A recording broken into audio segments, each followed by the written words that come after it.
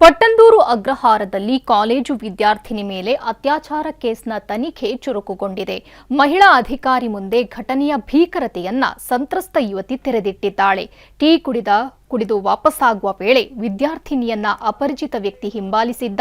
ಭಯದಿಂದ ಪಿಜಿ ಸೇರಿಕೊಳ್ಳಲು ಓಡಿ ಹೋಗಿದ್ಲು.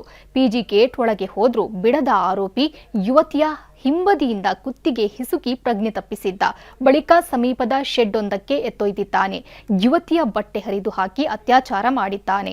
ನಗ್ನಳಾಗಿದ್ದ ಯುವತಿಯನ್ನ ಕಂಡ ಸೆಕ್ಯೂರಿಟಿ ಗಾರ್ಡ್ ಪೊಲೀಸರಿಗೆ ಮತ್ತು ಪಿಜಿ ಮಾಲೀಕರಿಗೆ ಮಾಹಿತಿ ನೀಡಿದ್ದ. ಸೈಫುಲ್ ಮೊಂಡಲ್ ಎಂಬ ಆರೋಪಿಯನ್ನ ಬಂಧಿಸಿರೋ ಪೊಲೀಸರು ತನಿಖೆ ಮುಂದುವರೆಸಿದ್ದಾರೆ.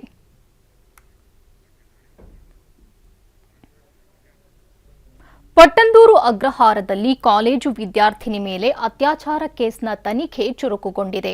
ಮಹಿಳಾ ಅಧಿಕಾರಿ ಮುಂದೆ ಘಟನೆಯ ಭೀಕರತೆಯನ್ನ ಸಂತ್ರಸ್ತ ಯುವತಿ ತೆರೆದಿಟ್ಟಿದ್ದಾಳೆ.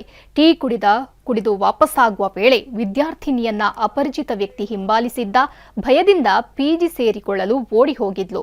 ಪಿಜಿ ಗೇಟ್ ಒಳಗೆ ಹೋದ್ರೂ ಬಿಡದ ಆರೋಪಿ ಯುವತಿಯ ಹಿಂಬದಿಯಿಂದ ಕುತ್ತಿಗೆ ಹಿಸುಕಿ ಪ್ರಜ್ಞೆ ತಪ್ಪಿಸಿದ್ದ. ಬಳಿಕ ಸಮೀಪದ ಶೆಡ್ ಒಂದಕ್ಕೆ ಎತ್ತೊಯ್ದಿದ್ದಾನೆ. ಯುವತಿಯ ಬಟ್ಟೆ ಹರಿದು ಹಾಕಿ ಅತ್ಯಾಚಾರ ಮಾಡಿದ್ದಾನೆ. ನಗ್ನಳಾಗಿದ್ದ ಯುವತಿಯನ್ನ ಕಂಡ ಸೆಕ್ಯೂರಿಟಿ ಗಾರ್ಡ್ ಪೊಲೀಸರಿಗೆ ಮತ್ತು ಪಿಜಿ ಮಾಲೀಕರಿಗೆ ಮಾಹಿತಿ ನೀಡಿದ್ದ. ಸೈಫುಲ್ ಮೊಂಡಲ್ ಎಂಬ ಆರೋಪಿಯನ್ನ ಬಂಧಿಸಿರೋ ಪೊಲೀಸರು ತನಿಖೆ ಮುಂದುವರೆಸಿದ್ದಾರೆ.